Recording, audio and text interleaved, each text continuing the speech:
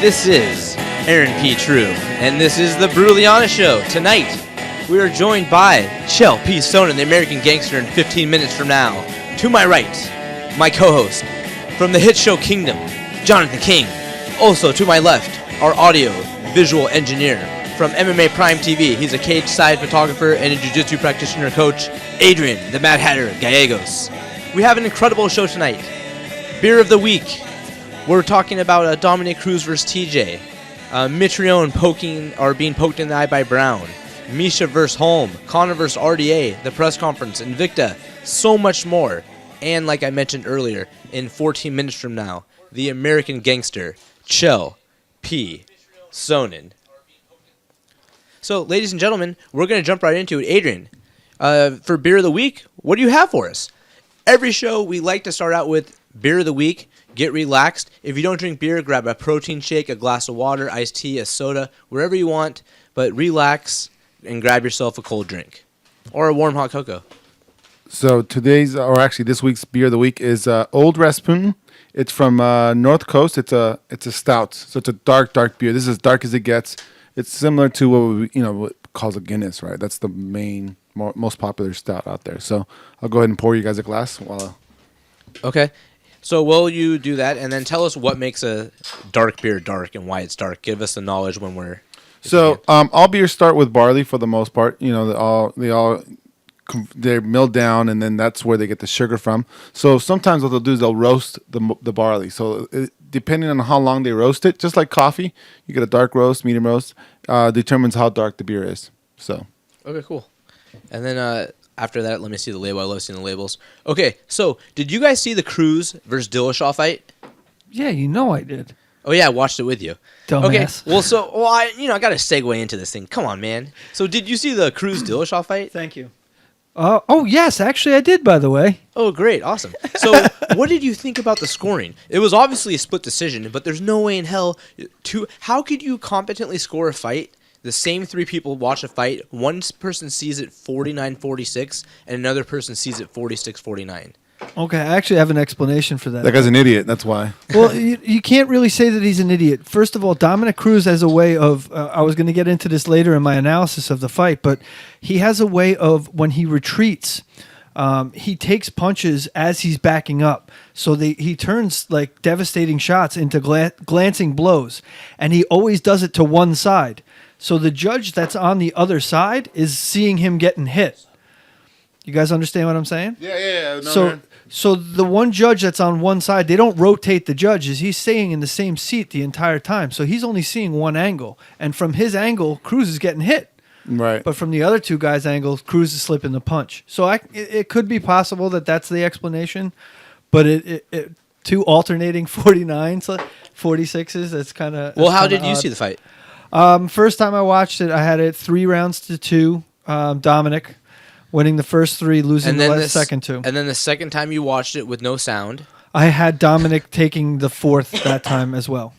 Did you really watch it with no sound? Yeah. Not with no sound, but kind of just in watching round by round highlights and stuff like that. So cheers, guys. All right, we're going to cheers our custom Signal Brewery Edwards glasses. Cheers. Salud.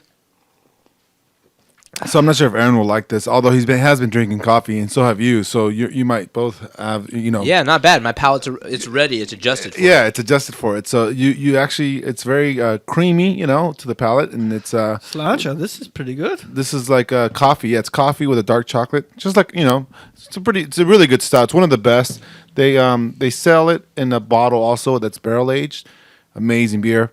It's hard to find. It's like $25 a bottle if you can find it. But it's one of the top barrel aged beers out there. So nice. It's got a nice like fizzy aftertaste to it. Yeah, it's great. It's very well done. One of the best stouts out there. I think it's ranked 98 out of 100 in the stouts. So it's pretty good. Oh wow. Okay, so I agree. I had the fight 3-2 for Cruz, at least, if not 4-1. I thought, although that's the thing about MMA, a fight can be extremely close, but if the fight is extremely close, yet a guy edges you out each round, then it's still a 49-46, a 50-45 fight. Absolutely. So it doesn't. So the score, it doesn't really make sense in my opinion. I think there was one round that could have been 10-10. I mean, it was they were competitive rounds. They were great rounds. But in my opinion, Cruz won. Cruz was so freaking evasive. His dodginess, as you said, his ability, and Chael Sonnen actually had Cruz on his podcast, You're Welcome, tonight, and he talked about, and I'm going to ask him about this, he said, Cruz is the Roy Jones Jr. of MMA. Absolutely. This is great analysis. Like I was trying to tell you a little bit earlier before the who show. said that? Sorry. Well, someone told it to Chael, and Chael said it on his podcast. Oh, I thought Kenny tonight. Florian might have said that. Jesus. You're trying to give him... That's fucked up. You're fucked up. Yes, Adrian is trolling bright and early tonight. Anyway, so you know it's going to be... When You Adrian's chiming in on the mic and trolling live on air, then you know it's going to be a good night. I hope Kenny calls up and goes, I know it was you, Fredo. I know it was you. Anyway, man, like I was saying, Dominic has a great, and Anthony Hardonk and I talk about this all the time. Counterpunchers react to counterpunchers. Those fights usually tend to go to whoever can instigate the first punch. So not only are you a counterpuncher, but you're instigating the attack so you can defend it with your own counterstrike. Cruz does that really well, and he does that effectively by feigning the retreat. So he feigns like he's backing up, getting TJ to come at him, and then he delivers and cuts an angle off before TJ can land. And every time Cruz would land, he would land in combination. So even though they weren't super duper damaging, you and I watched the fight together. They were solid shots. And TJ's eye was all swollen up. He got hit. I think the biggest, for me, the most surprising part was you can tell right away that for some reason TJ just looked slow. He looked really, really. He looked like he wasn't keeping up with the same pace that Dominic was, even though Dominic has had the longer layoff, right? So it just seemed somewhat flat-footed for TJ compared to, I guess, when he fought Barao and somebody else. But that was the most surprising part to me. I just looked like Dominic dictated that fight for the first 3 rounds. I thought I had him winning the first 3 rounds, and then the last 2 I thought TJ won. The other thing Cruz did really well is Cruz backs up aggressively better than anybody else I know in MMA. He's so good at backing up efficiently. And when you when TJ came in snorting like a bull, you know what I mean? He was heated, and he was chucking for a knockout. Hold on. You said he came in there going like that. One thing we both noticed, both guys gassed. 2 of the world's most elite athletes. Yeah, they 2 started guys getting tired. who are known for not getting tired. Second round, they're huffing and puffing. Is it because of the IV ban? Is it because of USADA? But tell me, yes or no, did you see a difference? Yes or no, did you see a difference? I actually went back and watched a bunch of Dominic Cruz fights, and Dominic Cruz does that in every fight. He actually stops and goes, takes deep breaths all the time in his fights. So what about TJ? TJ just looked gassed, and I attribute that to the emotion in the fight. He came in fight charged. Okay. I mean, usually the bang system is touch, bang, touch, bang. You know what I mean? It's about setting up and peanut butter. It's about setting up and delivering. You know what I mean? And what I didn't see from TJ is I didn't see a lot of touching. I didn't see a lot of feigning with the jab and then delivering. I just saw guns. He should have just kept going with the leg kick. Leg kicks that were was gorgeous. Remember, that was great advice by Dwayne. And remember, I think it was you or it was John Walsh, your buddy from the Clinch Report as well. We were watching. He goes, "Is he telling him to do leg kicks going into the 4th round?" And I'm like, "Yes, because if he can just take that leg out with even 10 seconds left and stop him enough to drop him, and then he landed that heaviest leg kick. You can't tell me. I mean, we heard those thuds. Yeah, they weren't slaps. Those were thuds. I thought he should just. Why didn't he stick with that advice? He should have listened to Bang. But you're right. He let emotion. This is what happens when emotion gets in. It's kind of hard for the game plan to sink in, and it's even harder to execute the game plan. So that's why I think the fight leading up, the whole build up to the fight played right into Dominic Cruz's hands. Everything played into he was like a fucking wizard with his magic wand, getting everything set up perfectly for TJ to get lured right into that trap, and then he delivered. Boy, he really did. I haven't seen a guy come back. Ring rust? What's ring rust? He looked amazing. The other thing I was going to mention is Uriah Faber alluded that TJ was somewhat of a hothead, and so that may have played somewhat in the earlier rounds as well, because he was trying to go for the home run, which is not his usual strategy, especially coming from Bang, right? So, it was. I mean, it was a good fight. It was very entertaining to watch. I had some relatives over, but yeah, it was. We all enjoyed it, So. Yeah, I mean, I thought it was a lot of fun. So before Chael calls in, talking about the Mitrione fight. My lord. My lord. He poked him in the eye. First of all, I think they're both intentional. But that being said, after the second one, the ref didn't even acknowledge it or stop the fight for over a minute. I think that the fight it should have been in DQ. You can't poke a guy in the eye twice. He should have had a point taken from him. First of all, From the first one. Yeah. The second one. I don't think either one of them were intentional. I don't think he was trying to poke him in the face because but he deserved to be penalized for him. A 6'7" man put his arm out, fingers first. Well, the second one was his thumb. The second one was his thumb, and it looked like he was trying to go for the plum as he turned the corner. I think the second one should definitely be penalized. But I also think that if you can touch somebody, there's no reason why you should have your hand close to punch him. Yeah. Right? There's no reason why, you know?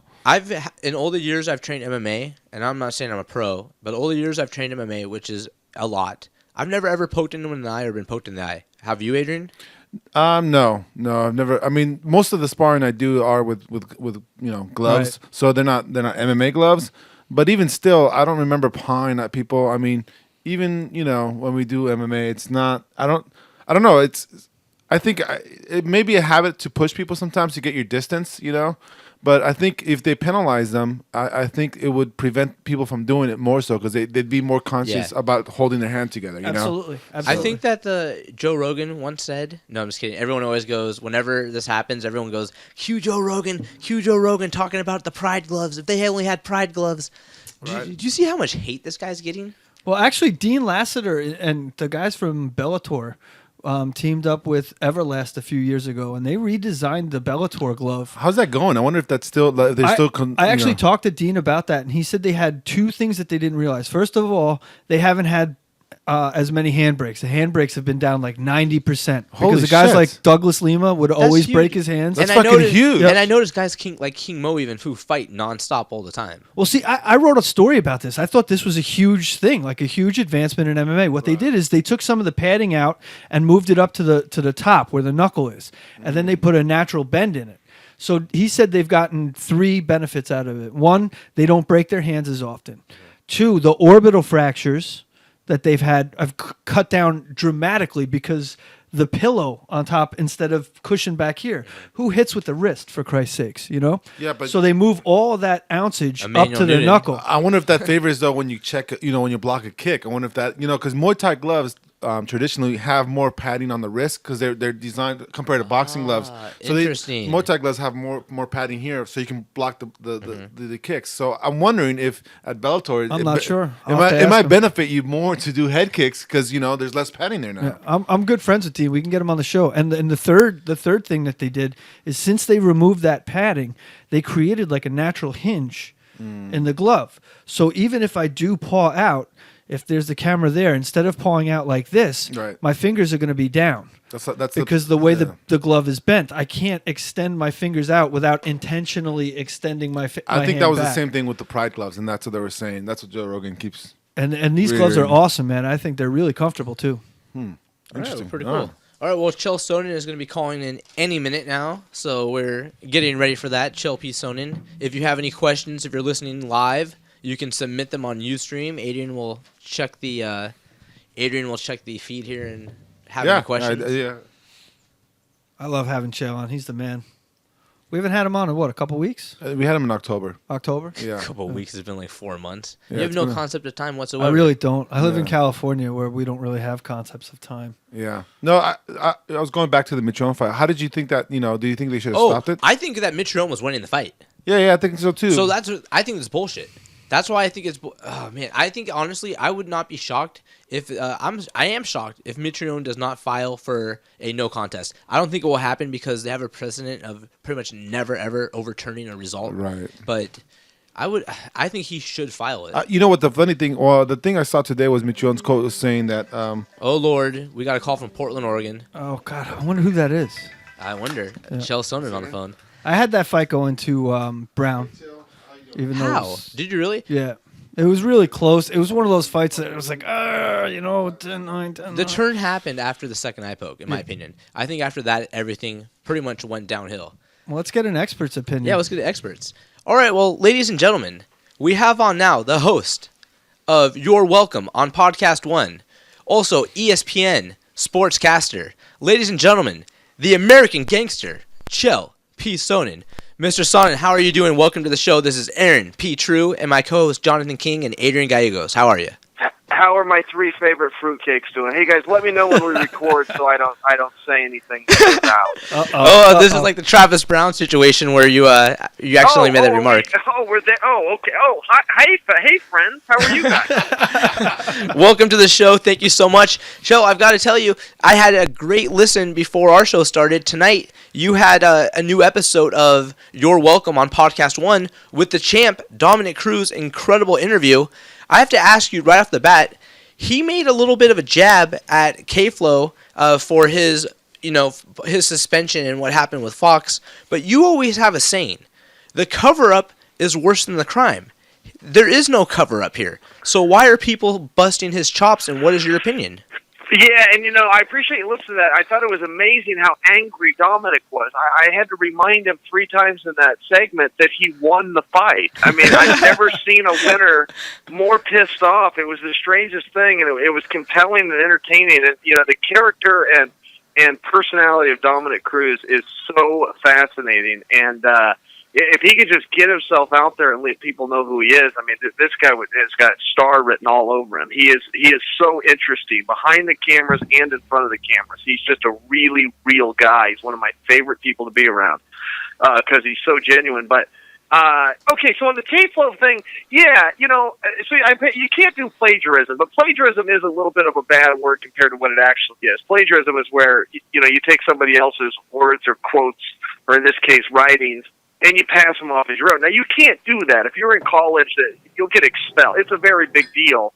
But at the same time, Kenny was the first to say, man, I screwed this up. I owed the guy a citation. If you simply cite the guy, then you can do all of those things. So you can walk a line of what's plagiarism versus what's not really simple. You throw some quotations up, it's okay to do. You don't put the quotations up, it's this terrible thing to do. So Kenny's in the wrong. He's definitely in the wrong. I'm just saying, look, let's keep it in the lines here. He didn't do a murder, okay? He wrote something down and didn't put the quotes. He got suspended. He got embarrassed. As far as I'm concerned, we're square. We're square. I don't think you have to throw a guy off the desk completely. He's not a writer. Why he chose to write in the first place, I don't know. It's not what he does. And he didn't follow the code, and I don't think it's the world's biggest deal. I really don't. I think his embarrassment alone, man. I think we're square. Now let me get back to the fight here. The fight at hand, Dominic Cruz, TJ Dillashaw, which I think is going to go down as one of the best bantamweight fights ever in the history of the UFC. What do you think the key to Dominic winning is? We were just going over and analyzing, giving our opinions, and I was talking about how Cruz attacks so well going backwards, and that emotion drew TJ in. What do you think was the key for Dominic winning the fight? Yeah, well, I agree with your assessment there. I think there was probably a few things. I mean, first off, his conditioning. He doesn't slow down. He goes as hard in the 25th minute as he goes in the 5th minute. And that's tough for anybody to do. And you saw TJ slow down. TJ's in great shape too and pushed very hard, but he did go from bouncing around to becoming pretty flat-footed. That's a normal thing to do. What TJ did, Dominic did something that's extraordinary. You're just born with that. You've either got the ability to be a marathon runner out there, or you don't. And so he has that natural gift, and he uses it well. He was very busy, and his ability to avoid shots, I've never seen anything like it in MMA. The closest comparison I could make, and it was made for me by Clayton Hires, but I'm going to take his line. He was the MMA version of, Roy Jones Jr. Yeah, I've never seen anybody flip shots besides Roy. We quoted your show earlier. I said that someone had said it, but you mentioned on the show that he's the equivalent of Roy Jones Jr. It was incredible. His head movement, the way he dodges, and Jonathan King, my co-host, said he uses that head movement in countering to set up his shots, and then he's out before he can move. And you even said also, someone texted you saying he's a ghost. Yeah, he's a ghost. That was also Clayton Harris. Yeah, he's a ghost, and that was all Clayton said. But it's like, enough said. I know what it means. I get it. He's just simply not there. I'm watching it on TV, and I couldn't see what TJ was getting ready to do. It was lightning fast. Everything was set up very well. And Dominic still saw it coming and got out of the way. I mean, it's a remarkable skill. And again, you can develop that, but it's also a God-given ability to have what we call eyes. eyes for the fight game where you can just see stuff coming, and his reactions were uncanny, particularly for how long he's been off. If you go back and look at Rashad's last fight, Rashad fought pretty good against Bader. He's coming off an injury, same injury as Dominic. That's why I referenced Rashad. And he fought really well, but his timing was off. He looked the way you should look. He looked slow, and he looked like his reactions just weren't quite there. Dominic's been sitting on the shelf 3.5 times longer than Rashad, and came back and was the ghost we're talking about. It was amazing. It really was. There's also, guys, if I could make this point too, there's also a huge significance in this fight that I feel is being missed, particularly by Dominic. I don't know that Dominic knows what he just did. The significance of this win, not only did the older guy beat the younger guy, did the essentially retired, he's on the shelf, no one knew if he'd ever come back, come and beat the current champion, but he proved that he's the best guy out there. So had he never been hurt, Dominic would have surpassed Anderson Silva's 12-fight streak, which is the record in the UFC, and he'd also be the longest reigning champion of all time, surpassing George St. Pierre's record. So, had Dominic not been hurt, we could only wonder what kind of records he would have accomplished by now. And the history books would have been rewritten. Henry Brown's name wouldn't be in there, and neither would TJ Dillashaw. It would just be Dominic Cruz. It was really a significant and fascinating achievement. That is pretty incredible. Speaking of incredible things that were absolutely absurd even, with Travis Brown poking Mitrione in the eye twice, what do you feel should have happened after the second eye poke? Do you think 1 point is just enough, or if it impacts and changes a fight that drastically, it should be stopped, in my opinion? It should be a no contest. Yeah, and that's on Mitrione, I think. I think that Mitrione had the ability to do that. So I'll tell you a quick story. We were at a fighter summit. It was the first ever UFC fighter summit. They hold them every year now. They bring all the guys out. They have all sorts of courses on everything under the roof. But one of the things that Dana White got up and talked about is he said, guys, if you're ever fouled in a fight, I do not expect you to continue. And the reason I remember it was twofold. One, because that would ruin a show. I was shocked that a promoter was saying this. The promoter's the one guy that really needs the show to go on. And Dana told us all, no, I don't expect you to continue. And then Dana gave a statistic. Now, this is old. This was from the 2009 or 2010 Fighter Summit. So I don't know if the statistic is still true, but Dana told us in the history of the UFC, only one person has ever been fouled and come back to win. So he was making a point that if you're fouled and the other guy cheats, whether it's on accident or purpose, so the other guy fouled, I shouldn't say cheat, if the guy fouls you on purpose or not, and you don't want to don't listen to the crowd and don't think I'm going to be mad. If you're fouled, you're fouled, and you don't have to continue. And it stayed with me above everything because I thought it was a very integrity-driven statement by a promoter. I don't think you'd ever get Bob Arum or Don King to make that statement. The show's got to go on. And I was a little surprised that Mitrione did go on. You get poked in it. You only got two eyes. There's really nothing more precious on your whole body than your eyes. Balls. And if you're poked in one, listen, man, I'll see you in 3 months and we can redo this. But I'm headed to the back. You poked me. Goodbye. So in that fight, how did you have that going before all of the eye pokes? Did you have Mitrione winning the fight? Because we were just debating this between the two of us. I actually had Brown winning in a fight that could have gone either way, I guess, depending on how you looked at it. But it was definitely a close fight, and it was a fight that mattered in the heavyweight division because you got to set up the middle of that division. Yeah, it did. And, I thought that Brown was the bet of the night. Mitrione, this might surprise you. I don't know if you guys looked at the odds, but he was a 2.5-1 to favorite at one point. I think when the fight finally went off, he was only a 2-1. Wow. But I remember looking at it going, man, I don't agree with that. They've even got a common opponent in Brendan Schaub. Brown kind of rolled over Schaub quickly, and Schaub rolled over Mitrione quickly. And I know MMA math doesn't always work, but a lot of times it does. And Travis Brown was ranked number 3 in the world. He had big problems with Verdum. And that was really it. He stopped Josh Barnett in the fight that really didn't happen. He landed those elbows and stopped him. And then his fight with Andre Arlovski, everybody thought that was a great fight. I didn't think it was. I thought Andre caught him right off the bat, and I thought Travis was tougher than hell hanging in there and trying to survive. He just eventually didn't. So I kind of dismissed that one. I thought, Brown's still a top 3-4 fighter in the world. Mitrione is the best athlete in the division. Maybe Stipe Miocic now takes that claim, and Mitrione becomes number 2 on pure athleticism. But I thought Brown was going to kind of roll over him. And with that said, Mitrione won the first round, and then things kind of started to unravel from there. But I did think ahead of time that Brown was going to win that pretty handily, but he wasn't. You know, Mitrione was given a big problem. Mitrione's hard to hit. He's a really good athlete. He gets out of the way.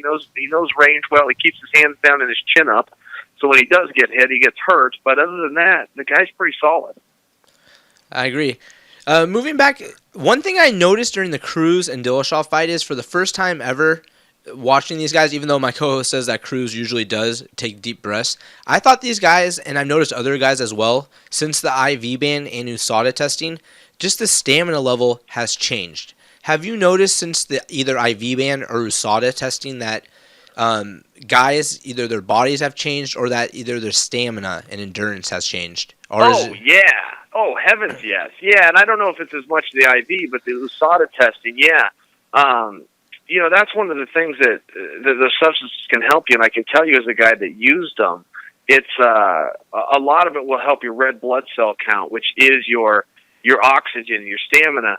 And, you know, I don't know why the sport ever went to 5 rounds. The human body's not made to do that. Thank you. I think it hurts the sport a lot, and every now and then you'll have these classic fights, Big Hunt and or Bigfoot and Hunt Part 1, or you'll have a Cruz and Dillashaw where you want to see 10 rounds. But generally speaking, it's not good for the sport. It's what's killed boxing.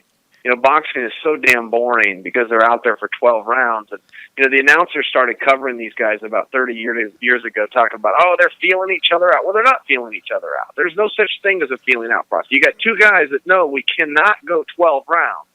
So let's just make a nonverbal agreement that we don't do anything for the first 5. You know, if you go watch amateur boxing or Olympic-style boxing that's a 3-minute round situation, there's no feeling out process. That's a phenomenon for the pros, and boxing would really service itself if it shortened it to 5 rounds, 15 minutes, get them in and get them out of there. And you know, MMA is the same way. I don't know why they ever made that rule. I have no idea why they thought that would be better. It's not. You know, sprinting is a lot more fun to watch than a marathon. So, but it is what it is. This is the environment, and this is the situation. But to your point, yeah, absolutely. When USADA came in, you've seen the belts changing hands quickly. You saw a lot of guys becoming the incredible shrinking man. And it's for the best. You know, USADA came in and cleaned it up. I wish they'd have got there either. I'm a real hypocrite on this. I'm a guy that used that stuff, but I hated it. I hated that crap. I hated that was a part of it. I hated trying to stay up and stay ahead of the curve on that. It's so much better the way it is now.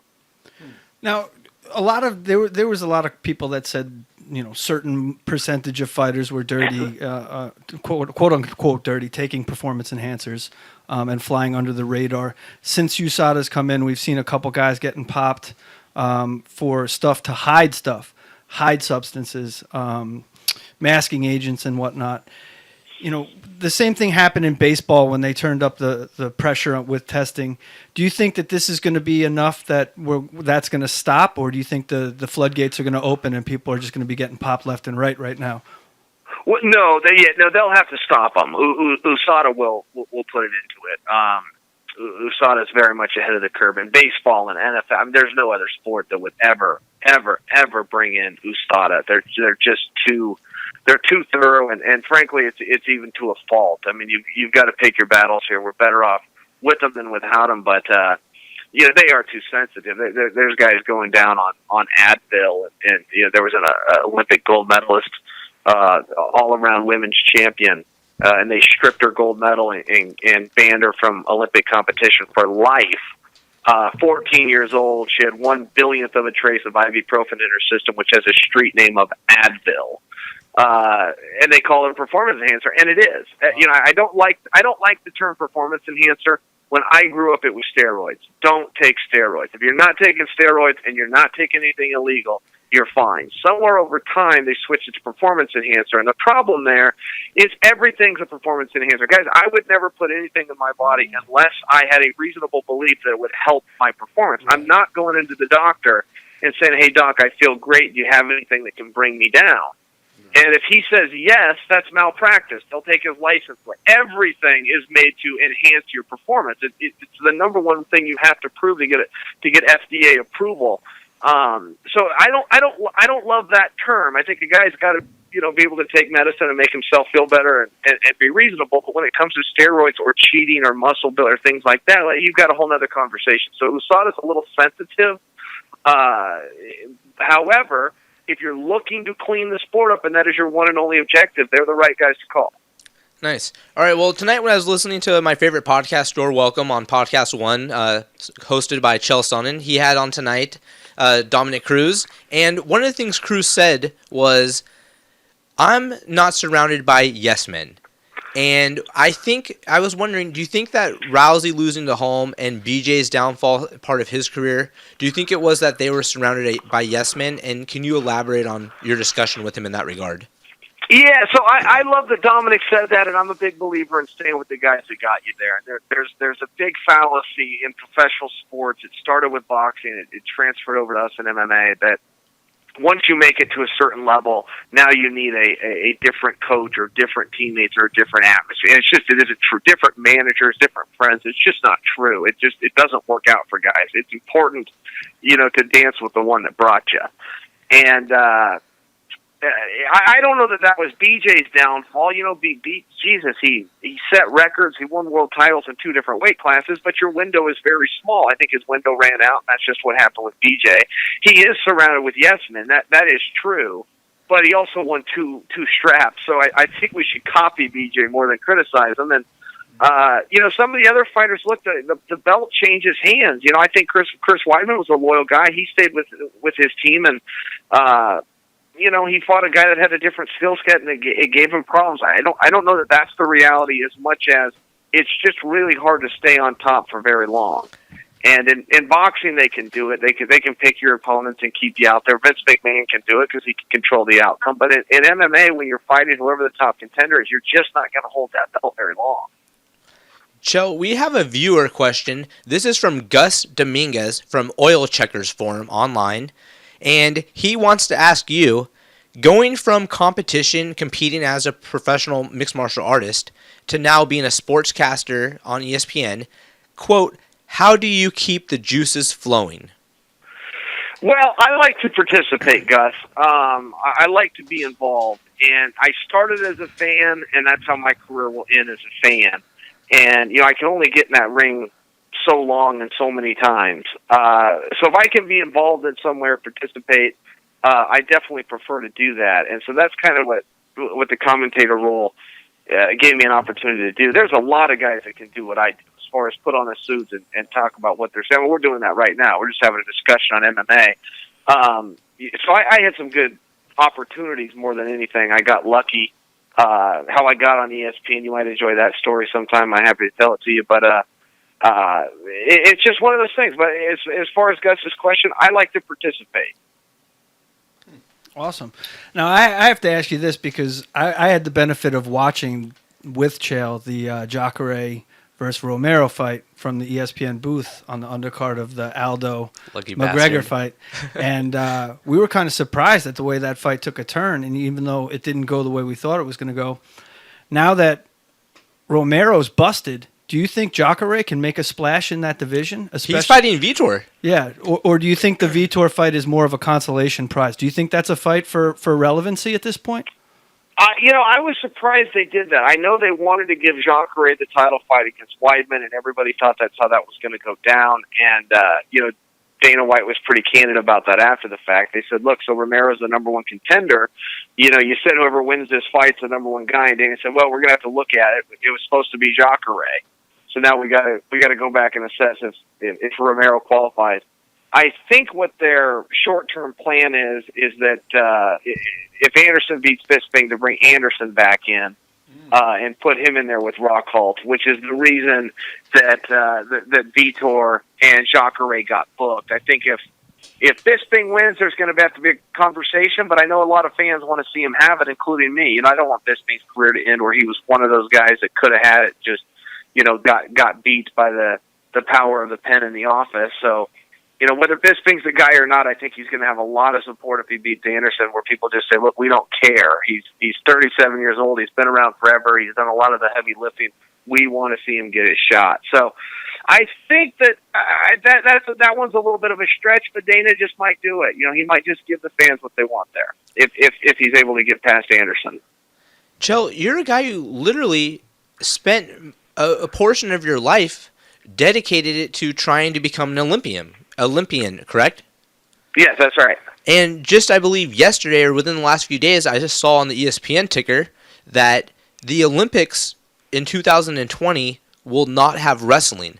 What is it like for someone who dedicated their life to achieving something to see that goal, that object, doesn't exist anymore? What is that like? So, and that ticker came out. I've had a few people ask me about that. I don't know what happened there. I don't know how that made it into the. I don't know how that got on the ticker on ESPN. That there was a battle for that in the Olympics. The IOC had removed wrestling effective in 2020. That battle has already taken place over 20 months ago, and wrestling won. Wrestling is back in the Olympic Games and will not be eligible for the chopping block until like 2040 or something, like 2042, whatever Olympic year is there. So just to update you, they are safe and wrestling will continue to be. Yeah, those things. I'm just that glad thing I'm popped not the up. only one, though. That thing popped up with, like, the other day underneath the Fresh Prince of Bel-Air's father's dead, and everybody was sharing that. I'm like, dude died like 6 years ago. What the hell? Like, yeah, no, I had a few people ask me about that, and I didn't reach out to ESPN. I don't know where they got that old info, but that is, thankfully, that is old, and wrestling, which is the original sport of the Olympic Games, it will stick around. What do you think about Vanderlei being released by the UFC? Because he'll probably, just like Diaz, he'll get his suspension, proactively or retroactively reduced or whatever the terminology is. I don't know. The point is he'll probably be allowed to fight again or just will go to Japan and fight anyway. Do you think that a non-USADA tested wand will be unstoppable in Japan or anywhere? Yeah, we'll see. We'll see. I think that chin might have given out a little bit, and he fights a very reckless and dangerous style. And as you get older, you do slow down a little, so you're going to get hit a little bit more. But it'll depend who his opponents are too. If it's a Japanese fighter, I'm sure he'll run over him. The Japanese guys are terrible, and they've always been terrible. Yushin Okami is far and away the best they've ever had, and he is very good. And I can't even tell you who the second best Japanese guy was. They're just awful at the sport.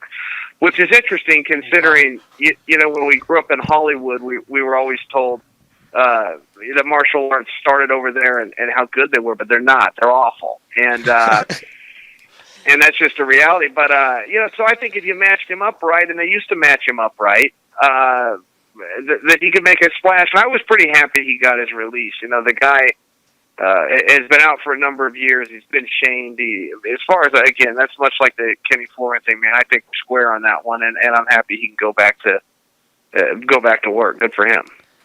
Yeah, that's great to hear.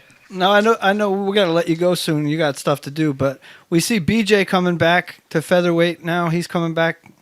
I wonder, do you ever get the itch? And if you do, what would it take to get the American Gangster back in that cage versus Juan? That'd be good. I get the itch every day. I lay in bed and think about it all the time.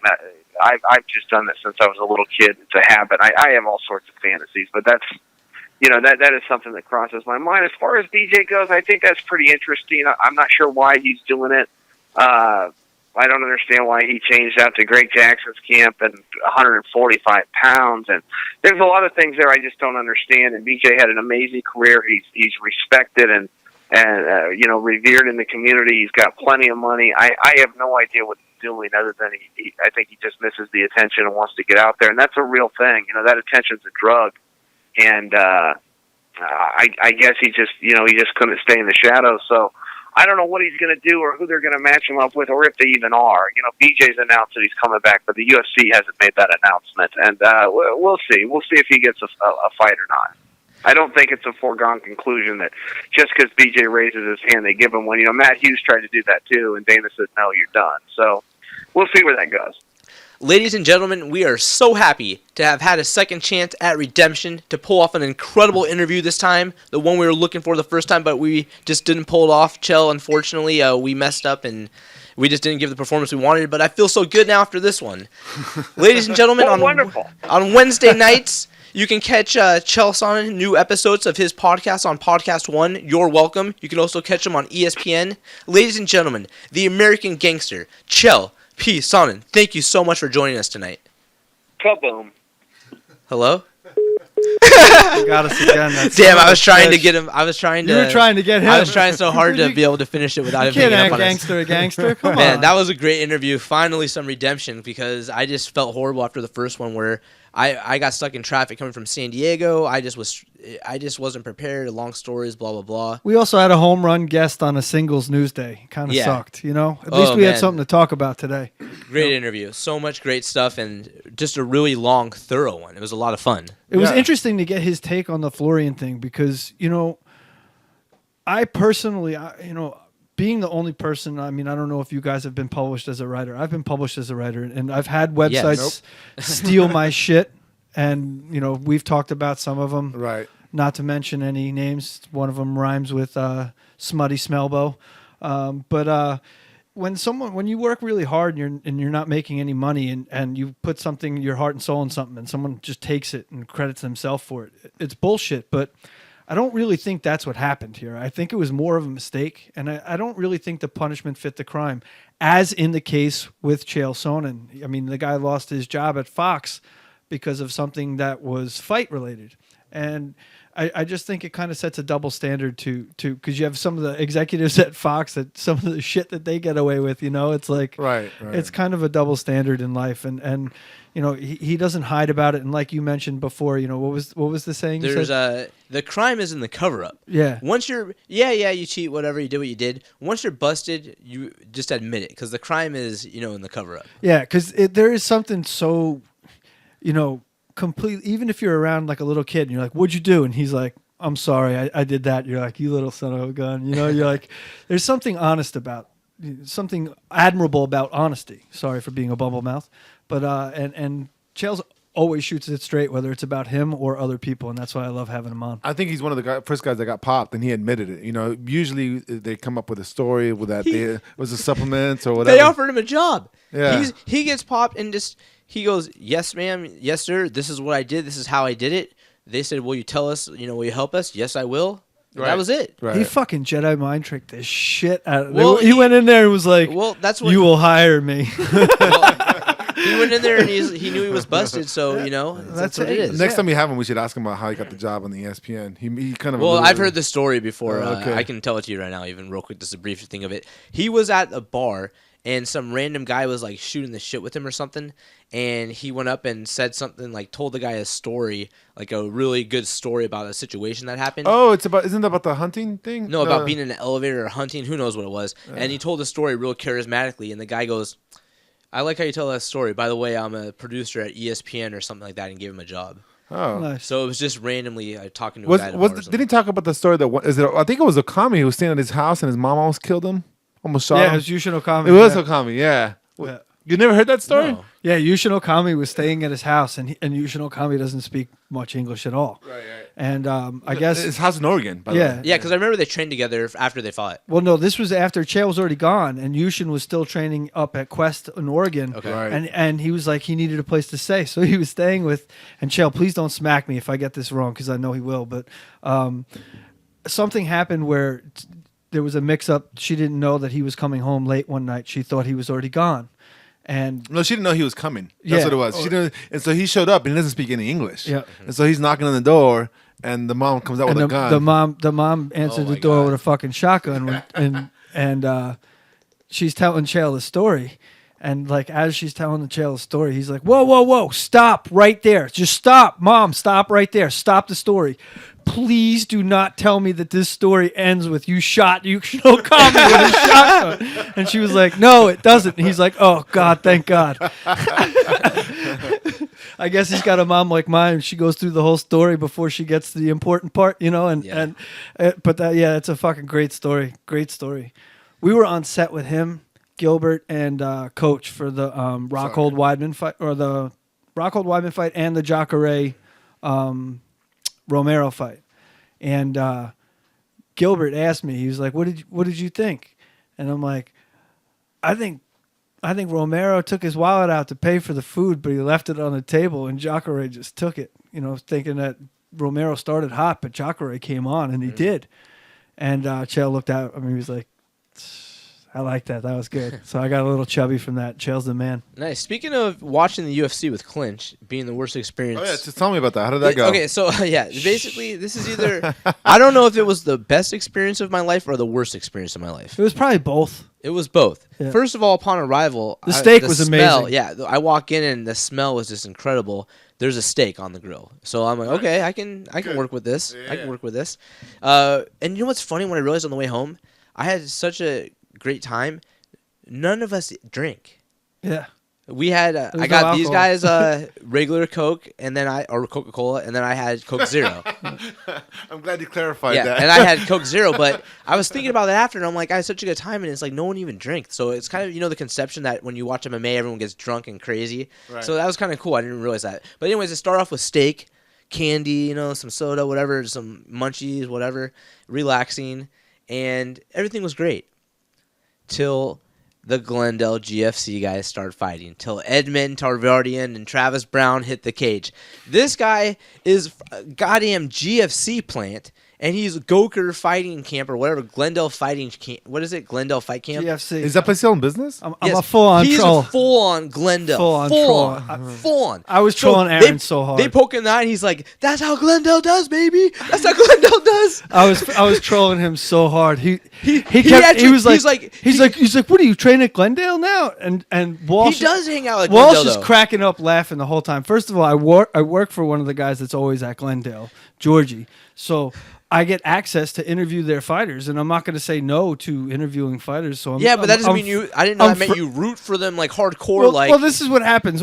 I make like one comment like, "Nice jab by Brown," and he's like, "What are you, a fucking Glendale mark?" And I'm like, "You want to see what a Glendale mark is? I'll show you what a Glendale mark is." Okay, that's his story. My story is I'm minding my own business, and nonstop this guy is jumping around, hooting and hollering like a thug. Glendale, even though he was losing the GFC. first two rounds. I think he was. He thinks he was winning. I had Mitrione winning the first round. And hold on. Now it all makes sense.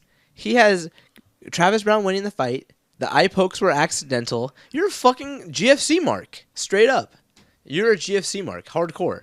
And it's funny because him and his partner, they're like, yeah, we have access there. We've taken photos. We know the guys. We're friends with them. You're a mark. The whole time he's like, that's how GFC does. That's how GFC does. It'll be interesting to see if Travis ever fights with Goom. He's checking Eddie Tavarian, the parody account. Oh, the parody account is the best. You got to love that. I know. Watch.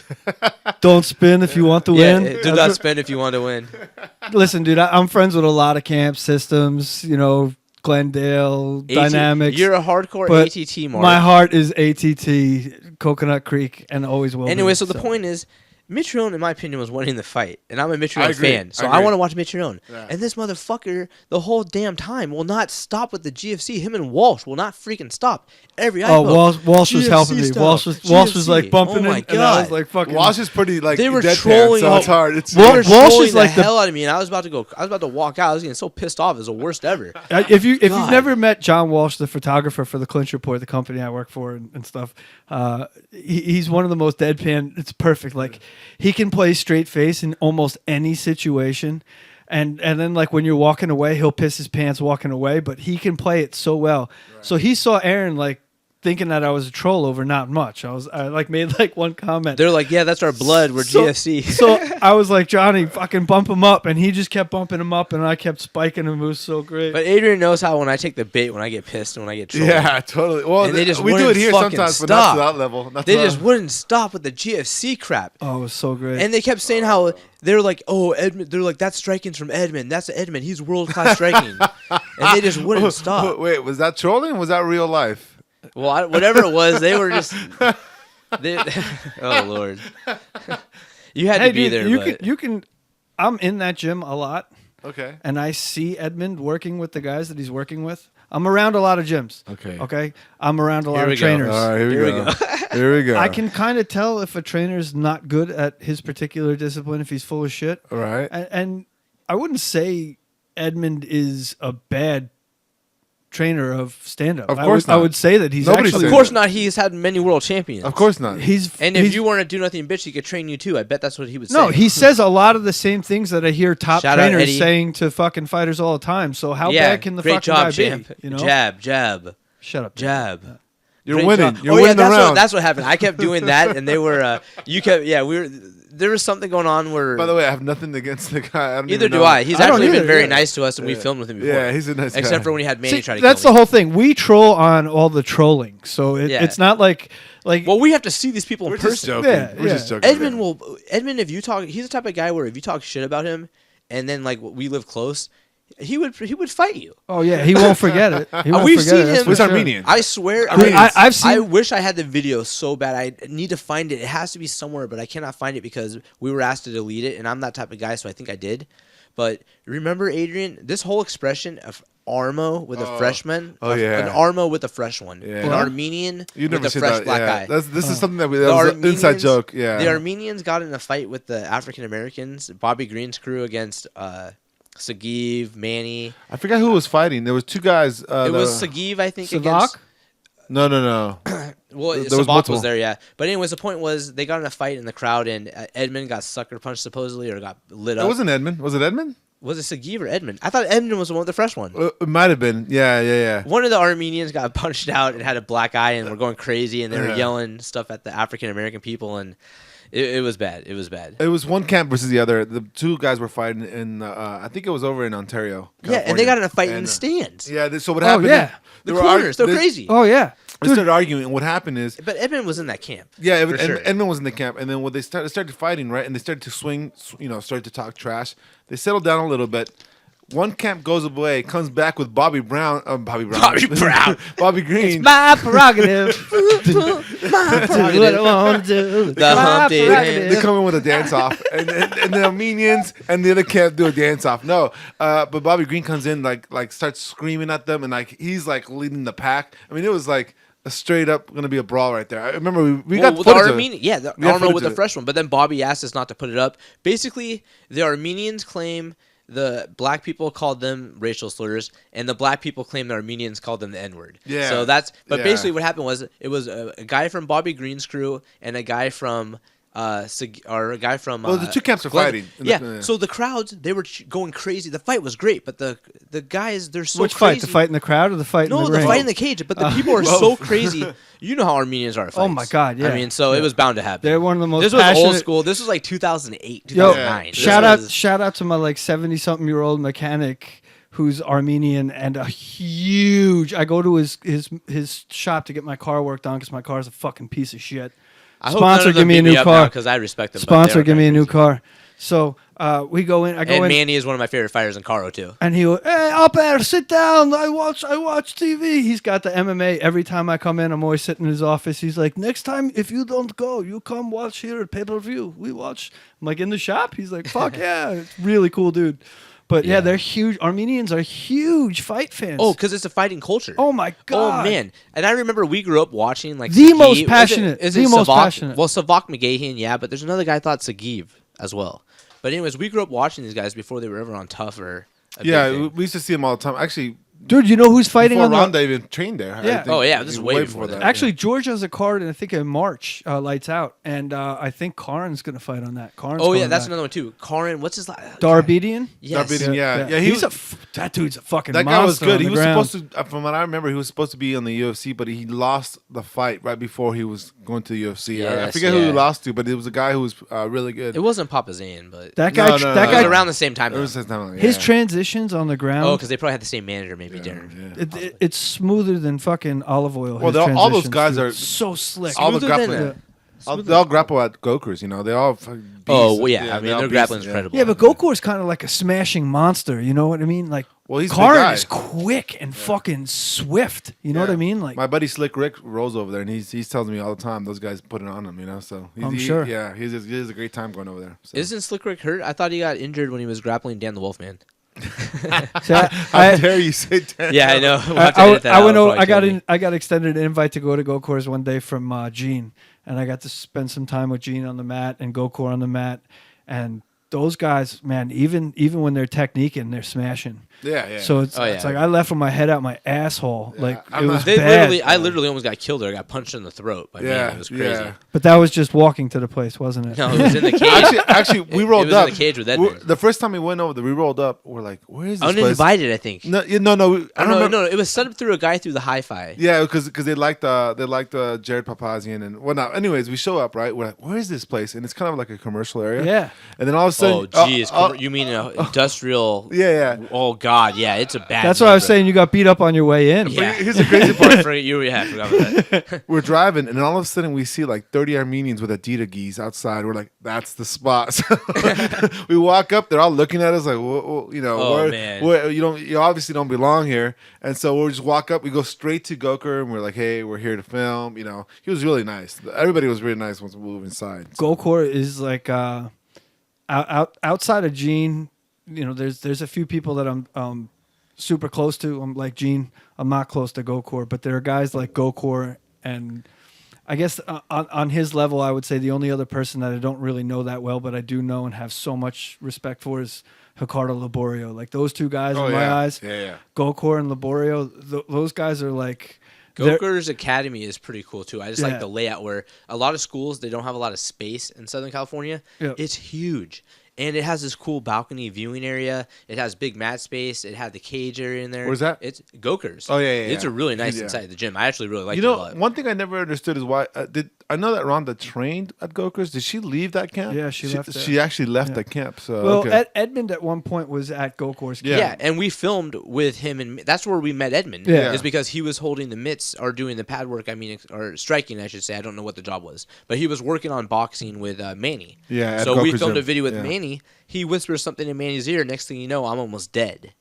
Yeah. Normally when I film Aaron, I never interrupt. If he's throwing up, choking, whatever, I always film. Good. But you're a good friend. Hey, Yeah. Those are the instructions. But this one, I thought I was dying. This I is was the- trying those to- are Vince I was trying to McMahon's spit the mouthpiece out. this is the first time I actually put the camera down, and I was like, "Hey, Aaron, you all right?" He's like, "No, I can barely breathe. Like, we got to go." And so right after that, we left. We got the footage. Actually, I thought I got green lit even at first. But then We gotta I show don't- that footage. But I think what happened was Honest- Manny's cool with us. I think what happened was No, he Manny's didn't just get green short. lit. He's short, and he tried to punch me in the chin. Right. And And it you hit were me in the- reacting by pulling And it back, hit me right probably. in the At the throat.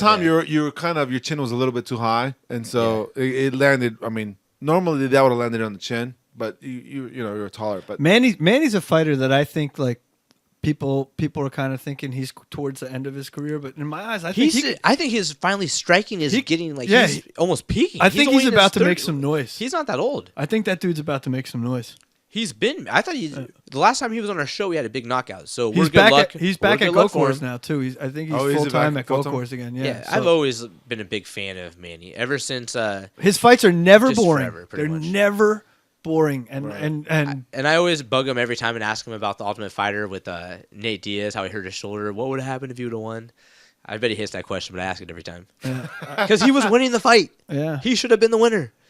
he's a. I don't know. But Diaz has didn't get there- a good contract out of that. He's still complaining. Is he still under the top Yeah, I know. contract? Seriously, I think it actually ended up working better for Manny. Hold on a second, Counting dude. the 10,000 he lost for the jeans, and Nate Diaz makes less money than Sage Northcutt, bro. yeah, well, Sage is freaking hotter than hell. Have you seen what he looks like? Nate Diaz has like fucking 30 fights, 375. Nate Diaz got 345 Yeah. fights in the UFC. Let's put it this way: one guy looks like freaking Guile from Street Fighter and makes Are straight you guys go okay? gay. So one guy goes straight Hooked guys up make. flame. Oh man, Sage Northcutt.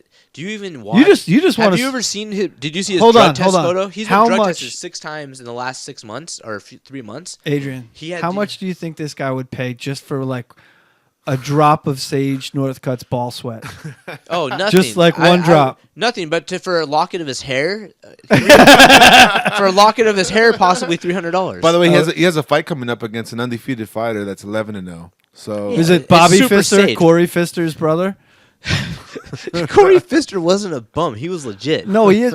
Dude, did you see the size difference? The first guy he fought on the first time Sage fought, that guy was legit. That guy was legit. He was legit. all right. Hold on, I think Anderson's here. I know nothing. Speaking That of guy- that, you know what?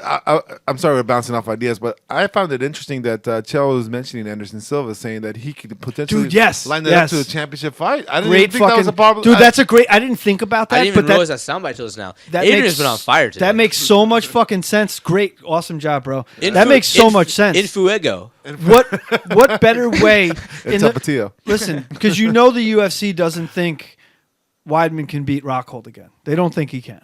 And So- they're saying because Rockhold had an infection, wasn't even near Right. 100%. So and so what dominated. better way to build a super fight back in the 185 division? Because since Romero fails, you have Oh nothing my but gosh. skepticism. What better way than have Rockhold beat Weidman again? Because this is, and I'm not saying that he will. I'm just saying that this is UFC's thinking. Let's have Rockhold beat Weidman again, and then Anderson. Let's put him up against somebody that's in a favorable matchup, someone that can make a lot of noise, someone that can draw attention. Ooh, great idea! Someone it's that on will Fight lose. Pass. Someone that will lose. And Bisping won't knock out Anderson Silva. No. I mean, don't quote me on that. But I agree. I think that I don't- I it will think- either be a decision or he'll get knocked out. Or he's TKO. going to do. Hold on, But he doesn't have knockout power. No, he doesn't Even have- though Silva, I was talking with my barber about this today. How crazy is that? Because Bisping trains 20 feet away from the barbershop. Yeah, I he think. trains over in Garden Grove. I can't Yeah. say where, but don't yeah. give my barbershop up. I know. either. I know that. Yeah, but Hold on, I'll say this into the camera. Look here, Michael Bisping. I tried to get in touch with you on Twitter. We tried to have you on the show. Anderson Silva, you can come on our show too. Either one of you guys. Whoever comes on our show is going to win in spectacular fashion. That's true. Good luck for us. Whoever doesn't come on the show is going to lose Well, in I'm rooting. spectacular fashion. Actually, I'm caught because Bisping is actually one of my favorite fighters of all time, but Silva is one of my favorite. I wonder and if- we're if I- kind of I hate to say we're the teammates because obviously I don't train with him, but indirectly same coaches. is and he gyms back and at camps. King's? No, but he went there and took a picture of me with the belt and that video of joking around where I challenged him. and I'll always be- indirectly, we have the same master. and Aaron, you know coach. me. I'm always Same with loyal. you. I'm always loyal to Shoot a Box. So, Exactly. anybody that came from Yeah, that so I camp, gotta go with I'm Anderson. going to go with that camp. I think Bisping deserves to be. He deserves a title shot in his career. He Yeah, always has. yeah. He's one of the man. Don't even get me started. I still have the He's always damn Wolf fought Slayer clean. tap out shirt that I wear when he fights. That's a hell of a camp. He Shut up. always fought clean. Always fought clean. Always fights hard. His fights are always fun to watch. If he fights Anderson, I think it's going to be by decision. But I just don't see that. You don't think he's got the sauce to knock him out? I think if anything, it would be through the body. That he would. No. I know that sounds crazy, but I could see him digging some. Hooks Anderson into has his a body, chin, but man. I know. I think Anderson's going to TKO him. I think and in he the uses clinch, it to rub on microphones. and also I think Bisping's going to shoot takedowns during this fight and try to score points with the wrestling. Well, But- if he takes Anderson down, Anderson on his bottom, score points. Anderson will sub him from the bottom. You think Yeah, so? yeah. You know, Bisping's Bisping's sub defense. He's never been subbed. I have a little bit of insight to Bisping's camp. I can't say where I got it from. This guy is old. Whoa, oh, whoa, God, yeah, I won't easy, even- easy.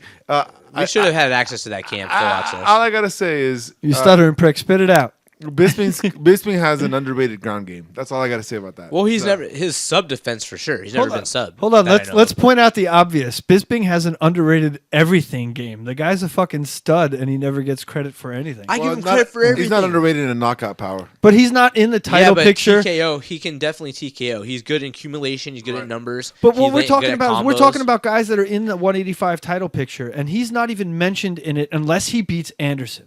If he beats Anderson, then he fucking runs to the front of the line. Did Bisping But just lose a fight to someone again? Tim Kennedy. Oh, well, that was a No, while ago, Tim wasn't Kennedy it? Yeah. Tim Kennedy hasn't fought in like 2 years. Tim Kennedy's the Let man. me look that up. I'll look it up. No, I believe he got. Did he get head kicked again by Vitor or something? No, I think it was Jacare. Was it Jacare? I don't know. Look this up. We gotta, as Joe Rogan would say, Jamie, look it up. Show Hogan. Show Hogan. Jamie, get on this. Give me Boy. some. I need some shroom tech, and some. I need some on it. Some on it. Oh yeah, we gotta see who this. Oh, he just beat Talis Lightis. But when's his Ooh, last loss though? perennial He's won 2 in a contender. row. He lost to Luke Rockhold. That was his last loss. Okay, so He lost by submission to Luke Rockhold. and that was his first submission forever, where he got dropped and lost by what, guillotine or something. Yeah, it was a guillotine choke in the second round. Yeah, I forgot how that was set up. Dang it. Actually, it was a fight night. That was the main event. Yeah. Anyways, so that was pretty much for a title shot. Yeah. Oh, that could have been. So then he's pretty much right in contention because he has been somewhat of a gatekeeper or right on somewhat. peripheral, He is a gatekeeper. Yeah, It's but guys, being guys like Vitor are always in the title picture, and Right. even I know, though they that's win or insane. lose, and it's bullshit. He's never in the title picture unless he puts together 4 or 5 in a row. If he loses a tight fight against a guy like fucking Rockhold, he's thrown to the back of the line, whereas fucking True Touch Revival Therapy or whatever Jesus' name is now in the 185-pound division, him and his Mohawk are always ready for a title shot. Speaking of insight and access into camps, you mentioned earlier that that you're familiar with ATT. Yeah, I know those guys. So you used to be part of that or inside of that gym, inside the actual facility. I was like part of the MMA fantasy camp, what we called it. But you're not saying you trained with the pro team, but have you been inside of that facility? The new one? No, when you were there, were you inside their gym? Oh, all the time. Yeah, I lived in that gym. Did you hear what he just said? Quote, no. I lived in that gym. I was there all the time. Right. That being said, you acknowledging whereabouts, presence, this is like making a murder. I'm good, huh? So you just admitted you've been at the scene, that you've been there. You placed yourself at the scene, correct? Oh, fuck, where is this going? Yes, I've been to ATT. Okay, so, yeah. So I lived in Boca. Is that the camp? What's the camp where Romero and that guy from Cuba, Hector Lombard, and what camp are who's the guy who has the receding hairline but is only 29 and fought 100 times in the UFC? Yeah, he's 170. No, 155er. What's his name? He got popped with steroids as well. God, what's his name? Not Hermes Franca. God, what's his name? There are so many amendments to choose from. God. I choose the 1, 2, 3, 4. F-I-F. He knows where this is going. Look, dude, there are fucking 400 monsters in that gym. 400 monsters. Gleason to bow. Gleason. Yeah, there you go. Would you acknowledge you've ever been in the same facility? Have you ever met Gleason? Yeah, I know. I've met Gleason a couple times. Nice guy. So you're placing yourself He's at the a fucking scene. Monster too. So you're placing yourself at the scene. Well, I've said out loud I've never accused the guy of cheating. I just don't know how he made 155. I'm going to give you this piece of paper. He's and I so want you big. to draw a picture of his ass and a syringe and where that syringe went, and I want you to sign this. I can't help you. I can't help you if you're not honest right here, Johnny. I will only do this if I'm allowed to watch WrestleMania. If I'm allowed to watch, and not on tape, it has to be live. Because if it's on tape, it's not the same. Everybody knows that. Now, if you're a good boy and you tell the truth, I can help you. But if we finish this, can I go back to 6th period because I have homework that I gotta finish? We'll talk about that. We'll talk about that when it gets there. So, what happened with the needle? The needle went where? The needle went in his ass. It went in my ouchie. It went in his ass. In my ouchie So spot. let me ask you, how far is ATT from? I'm not very familiar with Florida. I've been there once or twice, but how far is that for where Kimbo and Dada's like neighborhoods are? ATT is even the new locations in Coconut Creek, which is kind of Boca Raton area. Kimbo is training at ATT, right? Yeah. Nice. He was training there when I was there. I'll say Holy this. shit! Have you met Kimbo? Yes. Dude, I'll say this. Said everyone. I'll say this 1,000. Name dropper. Actually, Kimbo used to call me Little Man. That's what he used to call me. But he calls everybody. Well, I'm asking. What's up, Little Man? But I am asking him if he knows people though, because I think it's cool. He's not name dropping. I will say this: like you can say what you want about, and listen, I didn't have the greatest eye for MMA at the time when I was there. I was still kind of developing my overall transitioning from boxing and everything else, traditional martial arts, to try and understand a whole new sport. But still to this day, I've been in gyms my whole life, boxing gyms and shit like that. I have never, ever, ever heard anything equal to the sound of Kimbo Slice hitting focus mitts. You haven't seen me do it, bro.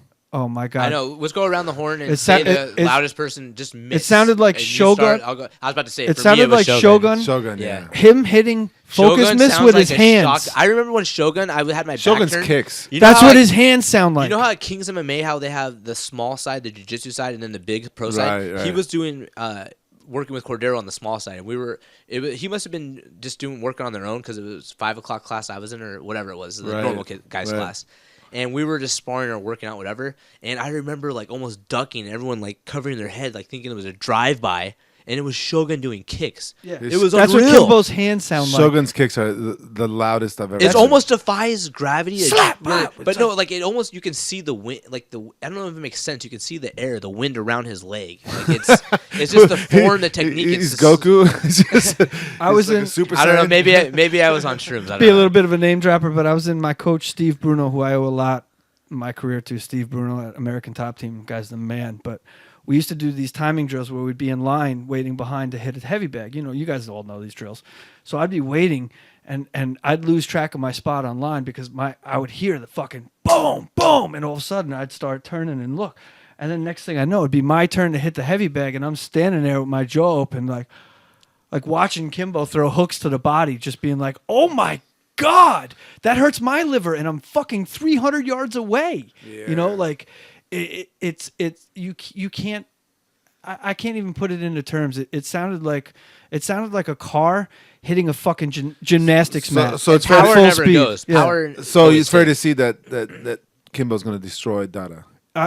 Dude, I don't think there is much Dada breathing. had a clean in his fight though. There are not many carbon life forms that don't have bark on them or that live in the ocean that would breathe after receiving a fucking full-on Kimbo shot to the jaw. So But have you I think if he seen- touches anybody in the jaw, He's knocking him out. full on.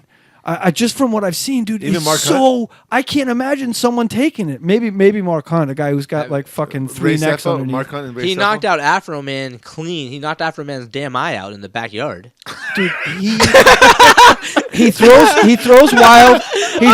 He throws wild, and his I'm technique serious. is Knocked from a that guy's street. goddamn eyeball out, Adrian. That being said, I can't believe you remembered his name. That's fucking It hilarious. just was recently on. his Wait, can you technique is check, always his fundamental technique is street. So when he started coming to the gym, he had already established that street technique. Is what my guess is. So you're never going to clean him up that much, and power but never you're goes. never He's going to get keep- rid of that Have you- power. did you see Dada's fight at the end of Dogfight?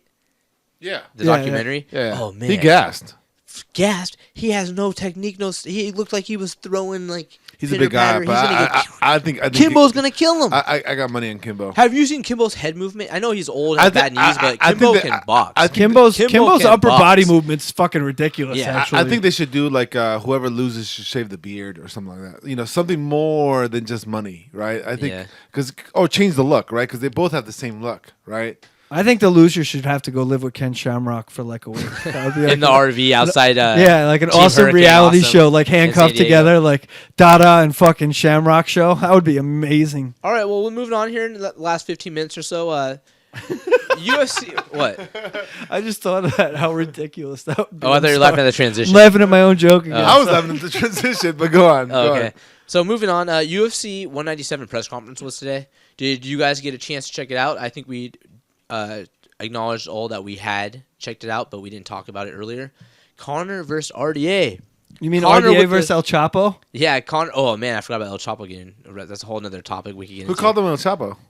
He called himself El Chapo. Oh. Dude, he went fucking full Is on that Ric why Flair. do you think that's why he shaved his head? He went Like full at the on Chapo haircut- Ric haircut? Flair at this fucking press conference. He goes, I'm the one who's changing the division. That's why I'm the one driving a car in California that spits fire. And I'm the one wearing fucking anacondas on his feet. He went full on fucking Ric Flair. Like the old Ric Flair was like, and I'm having a hard time Let me keeping ask you. these gators Let down. me ask you. Do you think he crossed the line when he started making fun of Dos Anjos' kids? He made fun of Dos Anjos' I kids? didn't hear that part. I watched almost the whole thing. You didn't hear what he said? He said, "You're not even Brazilian." You Oh, know, yeah. Yeah, you got your kid's name is Bob and Donald. I mean, it's pretty funny, but Well, first of all, they're trying to assimilate. You can't blame him for that because no one here can pronounce his name. Second, to say that he abandoned them, he's training at a Brazilian camp, all guys from Brazil, where most of them speak Portuguese, don't speak English, and they obtain and adopt and recognize the culture. he made a good point though. He said, "When you go back home, you have to get a hotel." You know, you remember the Etch-a-Sketch? Where you could put all that shit on the fucking Well, I wouldn't want Etch-a-Sketch? to stay in a regular place there either, Adrian. No Seriously, offense, do Brazil. you remember Yeah. remember the Etch-a-Sketch? Yeah, You'd fill it yeah. up with shit. Yeah. How would you clean it? You'd shake it, right? And it Yeah. would be all of a sudden empty. A fucking leading up to a fight is an Etch-a-Sketch. When the fight happens, that shit gets shook. I know So they're everything trying that to gets say said Conor- beforehand It's just to build the fucking fight. Yeah, they're trying to you say know? Conor there's won no- the there's- psychological battle. I He think may have RDA stepped over, but it was probably accidental. No, I you think know, he's probably RDA just held fucking his own. riffing. That was the question I should have I asked think Chael. RDA That was Oh, my- RDA lost. Well, Adrian, that was my next question, but we had to wrap it up. We ran out of time. It was literally my last question was RDA and the Conor thing. But Well, I was just going to ask him about Conor and how, what is crossing line? Is everything open? Because Chael. damn, why didn't you ask that, you fool? That would have been great. Because Chael did cross. In some ways, he said, I'll go to Anderson Silva's house and his wife's going to make me a steak dinner, man. Remember Slap that? her on the ass. Slap her in the ass. He Yeah. sold a right? lot of T-shirts off of that. Yeah. So I think Chael was the first one to kind of go that route. He kind of paved the way in some ways for MMA at least. Actually even Tito did it. Yeah, before I don't that. think anything's crossing the line when promoting a fight because Yeah, but Tito said stuff like, "I'm gonna kill him to death."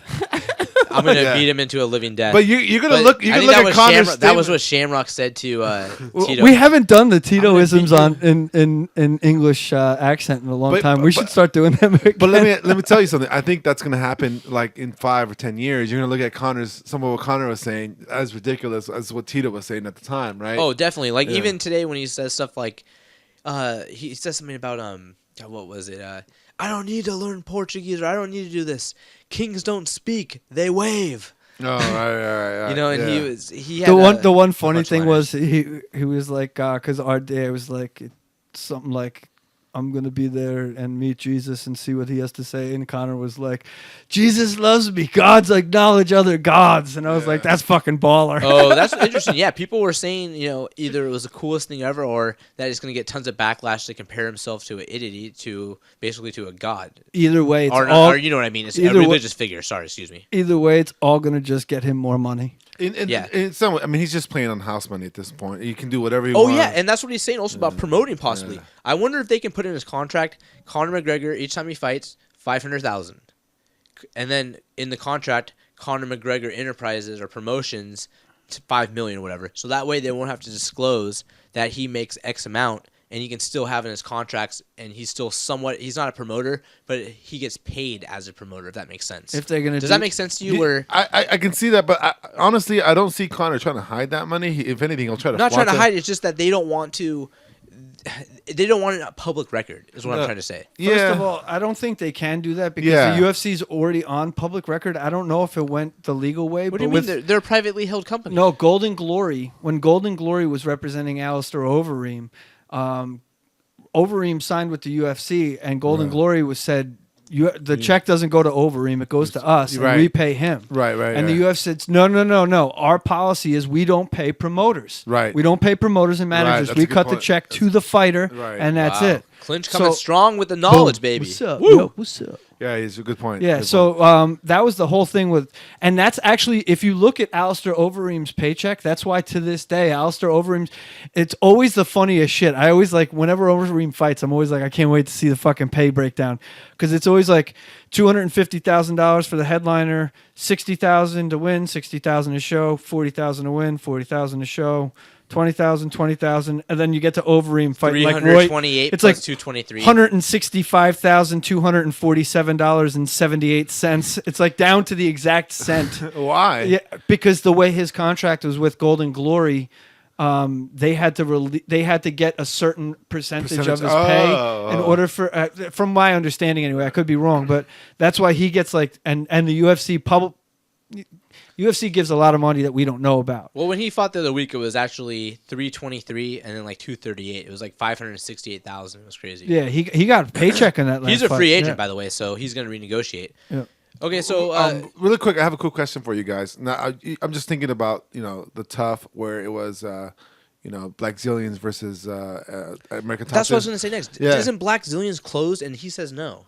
No, But hold on, but Oh, I was just gonna ask a quick question. I haven't watched Tough in a while, and I watch a lot of MMA, and I just lost interest. I think around Ronda Rousey, Misha Tate season, which was probably 2 seasons ago. I know, it's like probably 5 or Right. 6 now. I don't even know. Right? Oh, wow. I just stopped watching it. What do you guys think would take the UFC or for Tough to be like to attract an audience again? I just don't know what they can do now to make it exciting anymore. It seems like they've done it. I mean, It would have to be something crazy where it was welterweight division or maybe heavyweight or light heavyweight division, and it would be just like the tough comebacks sort of where I don't not necessarily tough comebacks where it's comeback fighters, but the point is winner gets a freaking title shot straight up. Right. The finale is a title shot. Yeah. The whole thing through the house, blah blah blah. Winner gets a goddamn title. They would have shot. to find somebody though. They would have to find the weakest division, right? Because they would. No, not, I think it would be even crazier if it's like with GSP. Remember? Remember it was GSP and Anderson Silva. That's exactly. It was Anderson Silva and GSP. That's Right. exactly. And Luter, if it had made weight, he arguably had Silva in trouble. Yeah, at one but that point. was during the time where I think the pedigree of fighters that were getting too tough were a much better pedigree Well, as no, opposed to now, where I think it's much. I mean, how many guys? But there's a reason why. It would have to Because matter the again. roster, Adrian, because right now the UFC is so oversaturated. They're so afraid of anyone getting any talent. Anyone worth a shit, they sign immediately. There's Right. over 500 people. 550. So the point, you used to have to go through tough, and it was a velvet rope. It was exclusive. It was you had to work your way in. But now everyone's already in. There's no reason to risk going on tough. See, this is my. I think Tough was at its best after the first few seasons. Was at its best. Yeah. The Matt Serra season. I thought that was like the best one. Yeah. Because it fucking mattered. He's The winner telling got a him- title he's telling shot. him to go on his knee. He's No. telling him to go on his knee. What is Take it to the floor. No. Remember when he was telling when Rich Franklin, I think it was telling guys to start on their knee and slide across the. Oh God. Remember that, Adrian? but that Tough used to be great back in the day. That That's how it Tough became mattered. A big There was a thing. title on the line. So Exactly, this is my proposal. And Dana White, you guys, this one's free. Next one, you gotta fucking pay me, you sons of bitches. All right. Well, no, don't. Why say- don't you use Hey, Tough? Why don't you? We're trying to. This is our audition for UFC Radio, the new UFC radio station. No, just kidding. So I'm this just is kidding, they're not doing that. this is instead of using it as a method to bring in new talent, since we have this problem with bloat, we have this problem with a huge roster. Let's use the Tough House as a method to get rid of to trim some of the fat. Let's say, okay, welterweight, whatever division we're going to do, what season we'll decide, and we'll be like, okay, here are the lowest guys in that tier. There you go. You have to fight for your stay in the UFC, and you're going to be in like a fucking 5-man tournament for a title shot. If you get past this, you get to win 2 more fights and you get a title shot. Do you think they'll gripe over that Reebok money though? I think it'll be good for 2 things. One, if the fighters say, no, I don't want to do it, okay, you're cut. Right. Yeah, Right. and if they do say yes, it's like it's all these people no one wants to watch fight that should be cut anyway. So who Yeah, but cares? when a dog is backed into a corner and you take away his You're fucking thinning bowl it of out. when food, a dog that no one knows the breed of, listen, no one gives a shit. When you put 2 dogs in a corner, you put 2 dogs in a cage and you put 1 bowl of food If you put and two- let them go, it's going to be a fun if you fight. put 2 dogs in the corner with no lights on and no one can see them, How But many how many- analogies are you does using anyone with watch dogs? it? Will anyone watch it if they can't see it? But can I watch WrestleMania? No, but that's what I'm saying. Like these guys, these guys that's that like don't watching- draw, putting me on tough. Why These- don't you put me on tough? No one's gonna watch that shit. these guys that don't draw a lot, that are in the lower part of the division, How much they does that will. suck though? They That- just They that's will his be game enter- plan. The guys that are the lower draws with bad ratings in the division. Let's put them on a show that's dying in the ratings. and have them we're with gonna rejuvenate a show with professional by execution putting on the guys line. with no Yes. ratings on the show. Because that would you're suck forgetting now they have something to fight for. They're going to lose their jobs. Yeah, that's tough. That's It's going to be tough to watch, That's- but it's going to be John, fucking good fights. That's the best thing that could ever happen to them. Look at like Tim Kennedy and Juan and these guys who are dying to get out of their contracts to go somewhere where they can get sponsors and make a good living. Josh Thompson, Phil Davis. Yep. Do I need to keep going? Oh, speaking of that, I was going to ask Tito you. Ortiz. Mitrione was talking about he held out. He didn't. I don't think he's. That was his last fight. Yeah, with he's UFC. done. He has a broken orbital. Yeah. Sucks. And Yeah, he he'll lost the be, fight badly. He's out of relevancy. No, so he didn't lost the fight badly. He got poked in the eye twice. He was arguably competitively winning the fight. What's it say on SureDog? Does it say he got poked in the face badly and was competitively winning the fight, or does it say lost by TKO? I don't know because I Says don't lost by read news. TKO. I create the news. I create the Anyway, news. just so you guys know, I wanted to read this because a lot of people are fucking talking a lot of What? shit. I'm from American Top Team, even though I'm from American Top Team. Where are people talking shit anywhere? Well, Neil Melanson, who's the coach of was listening? of the Black Zillions, he put something up because there's a lot of rumors that About the Black us? about the Black Zillions closing. Oh. And he By the wrote- way, I know Neil. He's one of the greatest American grapplers out there. He does. God, what the hell's the name of his system? Oh, I can't believe I'm forgetting. But Go on. anyway, if you go on his Facebook page, December 24th, like right before Christmas, he addressed all the rumors. I'm not going to read the whole thing But right now. isn't he not even the coach there anymore? No, he's still coaching there. And he says that, even though there's some issues with Glenn or whatever, but Black Zillions is still a team. We're still strong, fucking kicking ass and taking names. And God bless him. I hope Vitor they do still well. there? No, Vitor started his own camp. But Overeem's still there. No, Overeem's at Greg Jackson's. Vitor's with Jesus. Overeem's with Greg Jackson. Jesus apparently holds fucking Thai pads better than anyone. But Rashad's still there. Rashad's still there. Okay. Yeah, Rashad's still there. I think so. Rashad. And then Jay And Michael Johnson's still there. Z Cavalcante. Is and those Tyrone guys. Sponge still there? Yeah. Spawn. Is he still going to do MMA? One of the best striking coaches in the game, Henry Hooft, is still there. Well, Henry Hooft, everyone knows that. But is Tyrone Sponge still going to do MMA? I mean, I know he only did that one time. I think Mario Spiri's still there. Tyrone Spawn had an MMA fight, but he got Just hurt, kidding. and then he had to pull We out. were of it. at the fight he was at and he looked horrible. Yeah, he looked horrible. He fought some bum and he looked horrible. He's not a bum, but He scares me. Who was the guy he fought compared to Tyrone some Spawn? Mexican guy. Where Well, a don't World say Series it of like fighting? that. That's you're You're a Hispanic. racialist. What? You're a racialist. It was a gentleman and another MMA fighter. Was that World Series? I don't want to say it's some His Mexican name was guy 'cause that Fernando. sounds. I know, but I can't say that as a white person. His It name is sounds bad. Fernando, I think. No, Yeah, but you're Mexican, it was you a can World say that. Series fight, wasn't it? No. Yeah. Yes, it was. Yeah, World it Series of Angel fighting. Deonda. What is it? Spawn fought Angel Deonda at that Oh, World Angel. Series. How do you know that? Yeah, that's good. Because I'm like I have a memory We went for to that. stuff. We were there. First of all, I can't call that guy a bum, yet you call Melvin Gillard a slackjaw or whatever. Ooh. that's I a good didn't point. call him a slack jaw. No, you called him a. Chinny The exact LaRue. quote was Chinny LaRue. Chinny LaRue. And I've often said that I am not the fucking best person because Okay. shit slips out of my mouth By the way, all the time. one of the best fights, actually, it was so cool to see him fight in person, even though I can't believe he freaking lost. He was winning most of the fight. And it was against Cepho. I know, Cepho versus Huckabee. Yeah, laugh, Huckabee, whatever. But Ray Cepho, this was a chill. We should have asked about the Masters division because it was like a Masters fight. Man, Ray Cepho, even at that age, he was so fucking good. His combos, his Muay Thai, his technique. I don't care what anyone says. That was one of the most enjoyable things to get to see Ray Cepho. If you want to see a brawl, That was go awesome. watch Ray Cepho versus Mark Hunt. Oh, yeah, that's great fight. fucking legendary. Yeah, well, but to see him live, Legendary. that was pretty cool. You know, I have to admit that was pretty my awesome. favorite fight on the card until I saw the pay breakdown and I saw Ray paid himself more than any other. He was a fighter, prize like fighter. 4 times. Yeah, dude, Well, he's a name. He's a name. He's a prize fighter. Who the fuck knows who Huckabee is? Who else was on the card? I don't remember. Mike Huckabee, he's a political. It's fucking- Dave Huckabee. I Dave said Huckabee. Dave I didn't- Huckabee. I just said Huckabee. I didn't even say it. Well, he was supposed to fight Dan Quinn for years. Remember? Dude, that guy, Huckabee, had one of the fucking worst injuries I have ever seen. He fell off a ladder, and there was like a piece of steel, sheet metal, like in the ground, straight, like planted in the ground. Wow. And when he fell, he went to put his hand back, and it literally almost cut his fucking hand in half. He had to have like his whole hand stitched back together. He came back and fought a couple times. He just like fought. a fucking Didn't, animal. didn't he fight recently? He just fought I recently. think he fights in like WFC up in Sacramento. or Yeah, some I just shit. saw him Or fight like Gladiator last year. Challenge He's a as fun well. fighter to watch, man. But he always leaves it all headlines. out He there. always headlines. Yeah. But Well, no- because he's from there and sells tickets. He has a big following. He's But got nobody- fucking cinder blocks for hands. nobody outside of California knows who he is. Yeah. Like, nobody knows. I mean, Yeah. All right. Well, before we wrap up, coming up here, one thing I thought that was interesting about the Conor RDA press conference was RDA says, I'm gonna teach you what I like to come up to 155 division. he's pretty big. Conor's pretty big. Yeah. Conor says, I'm 5'9", you're 5'8".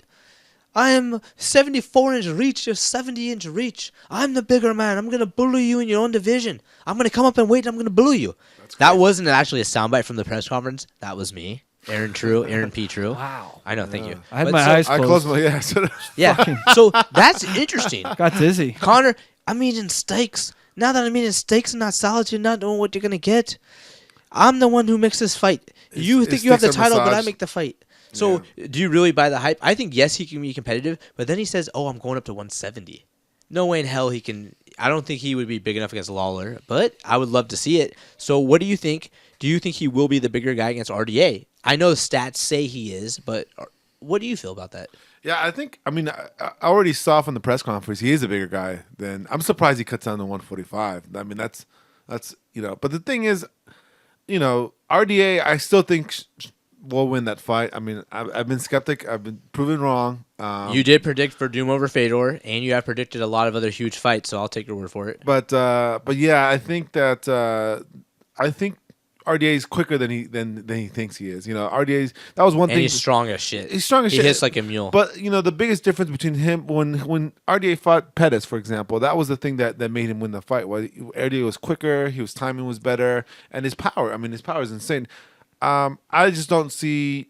I don't think Conor will do it. Who knows? I hope he does because it'll be interesting to see him go to 170. I would love to see him just. I think I'm rooting for RDA just because he's from the same campus stuff. But man, if Conor wins that, I want to see 170. Yeah, for of sure. course. The UFC 200. Of course. Him versus Lawler. Walks in there with 2 belts on his shoulders, trying to go for a third. It's just history. It's fun. It's fun. And the thing is, everyone's so worried about the politics and number one contender. He deserves this. She deserves this. I want to see fun fights. I want to see fun matchups. I'm old school Japan Pride style, where I'd rather see a freak show, or even this wouldn't even be a freak show, but I'd rather see a fun fight. Can you imagine Conor talking shit to Lawler? I mean, Lawler. Oh my God, Lawler doesn't play that crap. Lawler would just be looking at him like, dude, I'm gonna knock you the fuck out. Like, come on. Like shooting rubber bands at Superman. He'd just be standing there going, Because he's definitely not bigger than Lawler. I don't think he's bigger than Lawler. and I don't care how tall he is, he's not bigger. ask yourself this though, guys, and this is my analysis on the whole Conor McGregor moving up to fight RDA. Ask yourself this question: 1 year ago, when Conor McGregor was kind of on the fringe of the 45-pound division, but a star, and someone came up to you and said, Aldo and fucking Dos Anjos are going to fight. Who do you got? Everybody would say, fucking Aldo's going to walk through him. Aldo's going to walk through him. Disagree. Conor McGregor is going to destroy Dos Anjos. And the reason... Mark it down. Mark down the sound clip. Mark down the sound clip. And I'm not saying anything against Dos Anjos. I'm just saying as an investment.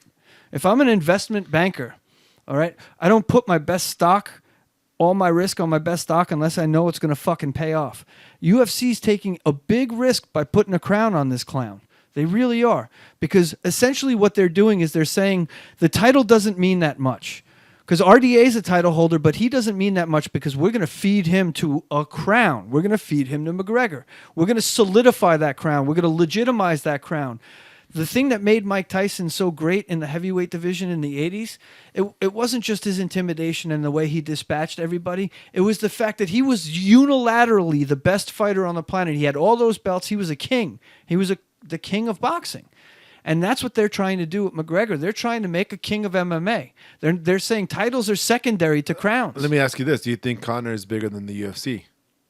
I think that eventually so. what's going to happen... Right now, I think so a little bit. To quote my Until John Jones comes back. To quote my dear mother, I think what's going to happen is the UFC is going to end up getting hoisted by their own petard, if you know what I mean.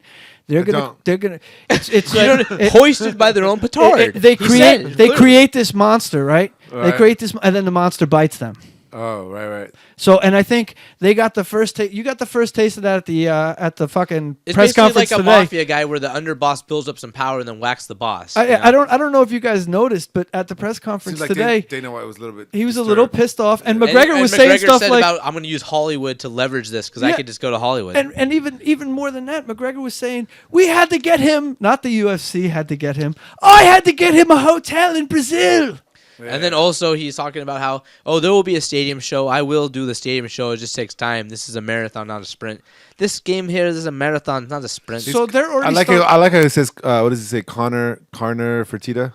What does he say? What is he? Because he calls himself like he's related to the Fertitta brothers. Well, Uncle Dana and Lorenzo. Blood is thicker than water, and especially when that water starts turning like it's tasting like piss.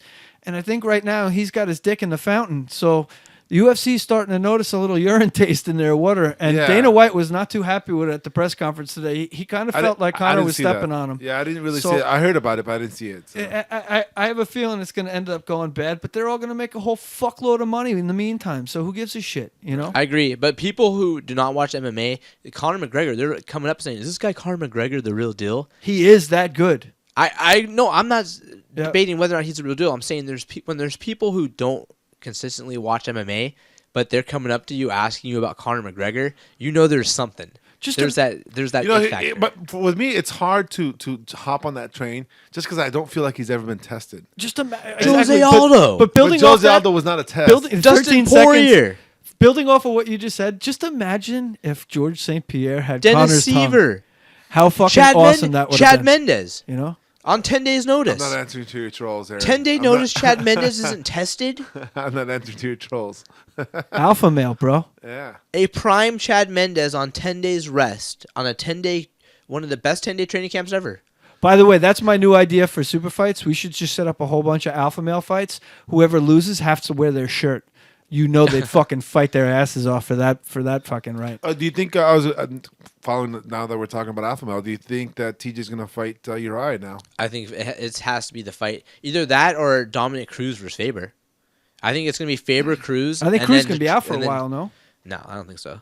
And then who knows? I Well, think Cruz UFC is 200 injured, but we don't know to what I extent. thought it was just plantar fasciitis, which is basically it's a foot injury that never goes away. Like Yep. Albert Pujols had it. I have a lot it. I have it. But I think that, he's going to have to deal with it or give up the belt. no, but I think it's pretty bad to the point where he couldn't walk. And Yeah, he said he felt something tear. so- yeah. And the reason why it's because it's a ligament that's tightening behind the Achilles. Well, either way, that sucks if he's injured because I want to see him fight. But then if he is injured, it's got to be Faber Dillashaw for sure. Yeah, but usually they match him up. You know, if you come off a win, you fight somebody who else has come off a win, even for title contention.